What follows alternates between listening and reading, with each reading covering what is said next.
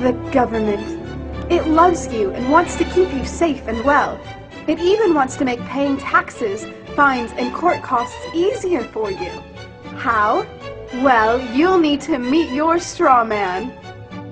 He was born the same day you were. He looks like you, has the same name, and lives in your house, but you never knew he existed.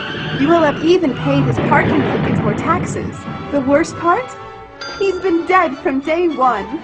From every birth certificate, a legal personality, or legal fiction, is created with the same name to confuse little old you into thinking it's you. So, there's a human you and a paper you, or as it's commonly known, a straw man.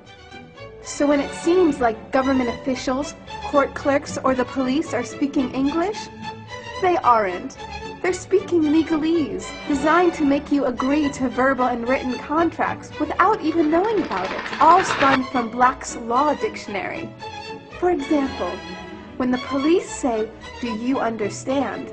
you'll say, "Yes." What they are really saying is, "Do you stand under our authority?" Oops-a-daisy, you just created a verbal contract with them. Oh, you clever government. Did you know that whenever you register something, you are handing over title to the person you register it with? That's right. Whenever you register something with the government, they assume it belongs to them. Registered your car? Super! Now you are the registered keeper of your vehicle, and the government can crush it when you don't pay your, strawman's taxes. Expecting a new bundle of joy? Well then you need to register your little darling with a birth certificate. Then they can start the process all over again and create a new strawman for your little one. Isn't that great? So when Junior grows up, he'll be able to generate revenue just like you have. When you notify on your baby by signing the birth certificate, your child becomes a ward of state, and if the government doesn't like what you're doing, they'll assume it's okay to take the child away, or make new rules for things they don't like. Not enough school? Smacking your child? Shouting too loudly? Then it's off to social services for the little one. When you get a bill, it's sent to you, but belongs to your straw man, not you. That's why bills, fines, and summons start with Mr., Mrs., or Ms. Sometimes you'll see your surname in capitals, just like on a gravestone. That's because your straw man is dead, and just a silly piece of paper, created before you could comprehend or even consent to it. When you go to court, you represent your straw man, so you, the human, take on any costs, fees, taxes, and fines involved for the straw man. The human you doesn't even need to pay them. But you made a contract with the court by appearing on behalf of your legal personality or straw man, just like the government knew you would. Confused? Well, don't worry. The government doesn't want you to know anyway. If you knew, you'd stop paying things like council tax and parking tickets. Because when you go to court, you are representing your straw man. You are you, alive and made of flesh and blood. Your straw man, or legal personality, is a piece of paper created from your birth certificate. And you think it's you. What a silly Billy. This is a certified true copy of my live statement of birth. You can get this by applying for it at the Registrar General. They'll give it to you. And it's very interesting because this is where it all began. This is the foundation document. All identification is generated from this document.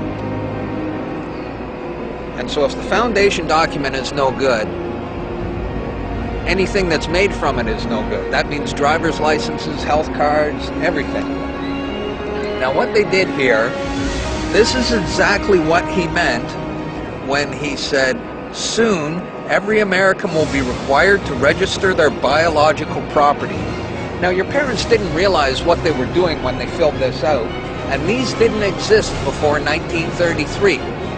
Birth records were recorded in scripture, and these only came into being in 1933 when they hatched this plan.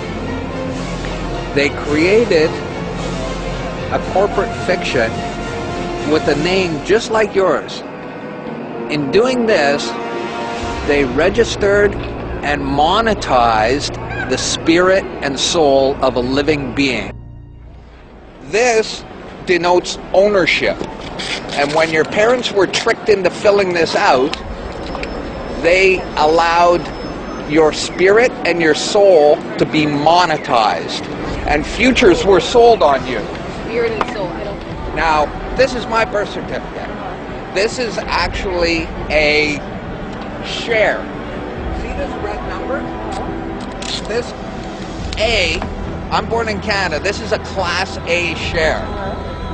Now, this is called a CUSP number. And all securities require a CUSP number. And that's what this is.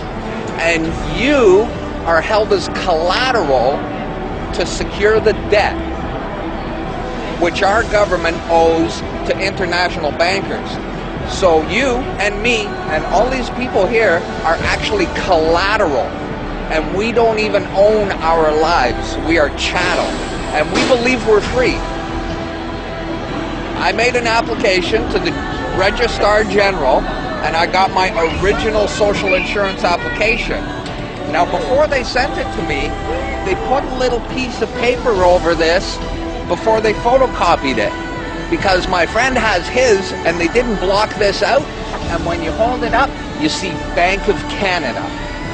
It is said that the best slaves are the ones who don't know that they're enslaved, and we all have invisible chains on us, and we don't know it. What truth?